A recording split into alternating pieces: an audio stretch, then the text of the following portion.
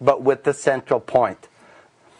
And this point represents the dawn of differentiation. It is the point in the mundane egg, the germ within the ladder, which will become the universe. Now remember, this is in 1888, over 100 years ago.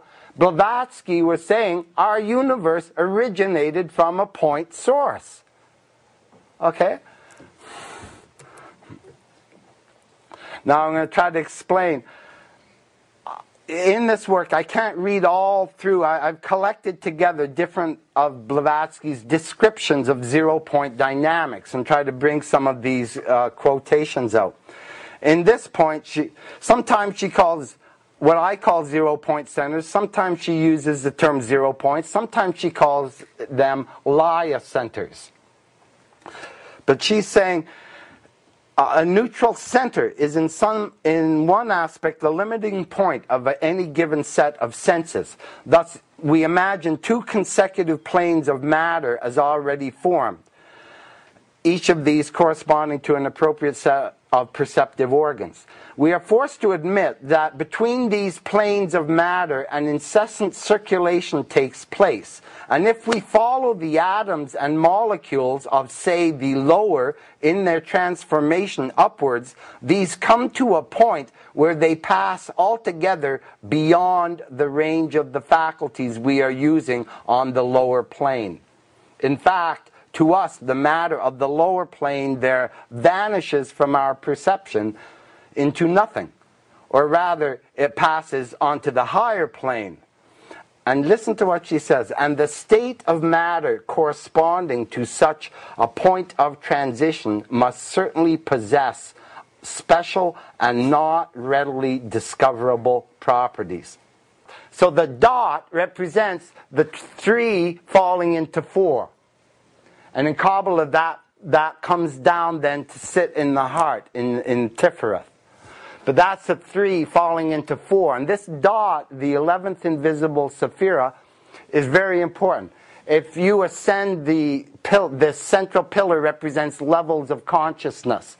If you pass through dot, you are absorbed into the nirvana or satori. This is a ring past naught. Okay. Also from the stanzas of Zan, she says the 3 fall into 4. The radiant essence become 7 inside, 7 outside. Now what's so profound about Blavatsky, she's saying that even before creation happens, you have a 7-dimensional hyperspace. Okay? And that exists before creation even happens. Within that, she says, there are 7 luminous suns yet to be born from the matrix of non-being. But the fact that the 7 luminous suns have yet to be born also suggests that the 7 luminous suns exist. They already pre-exist in this undifferentiated form. So when creation happens, because hyperspace is 7-dimensional, when creation happens, as above, so below. 7 inside, 7 outside. Okay? And then that pattern can be repeated on different planes of being.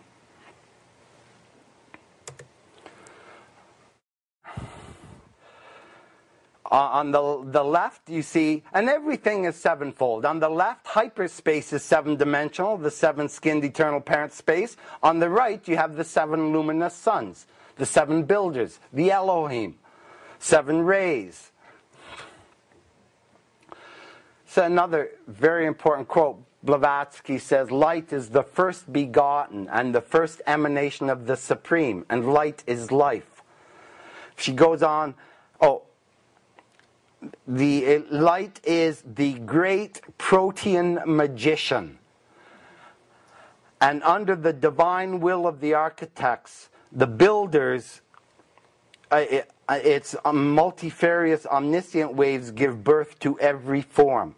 And we see, and going down a little bit, it says it gives life, and from its primordial point gradually emerges into existence a myriad of worlds. Now this is the idea. It's like even in the Bible, in the beginning, God says, let there be light.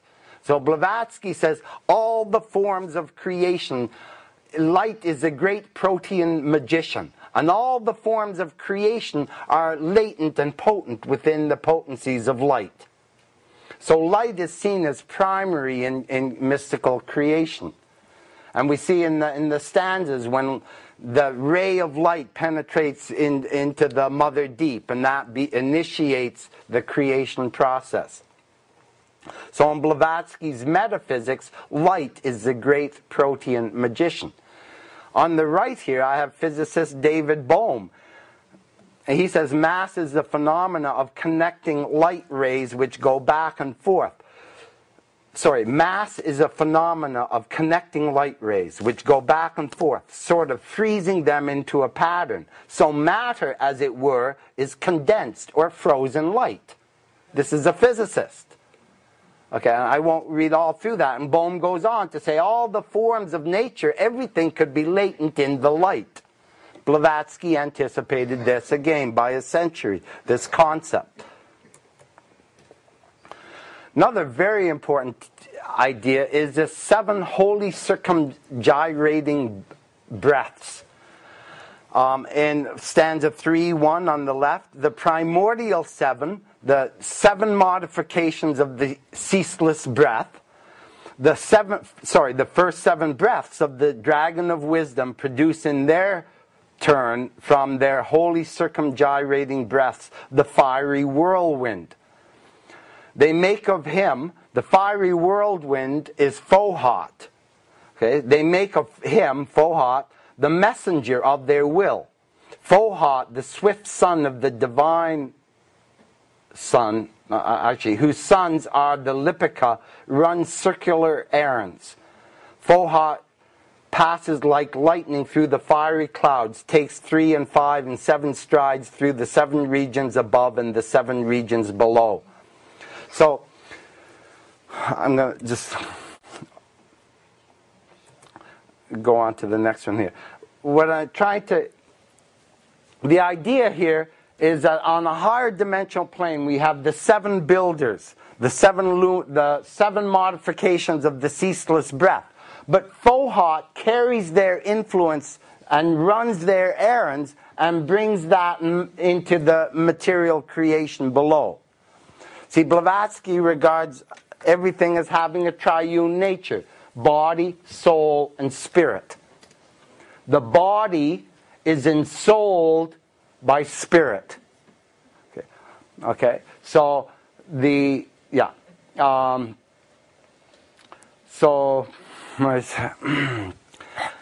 and what we find also is, see, everything is a whirlwind, and when Fohat manifests, he runs circular errands. So it suggests like rotation. Okay, we'll see this is very important later, this concept of the circular errands. I'm going to try to maybe go back one. Let's see what... 7 small wheels revolving, one giving birth to the other. Fohat makes balls of fire, runs through them, round them, infusing life thereinto.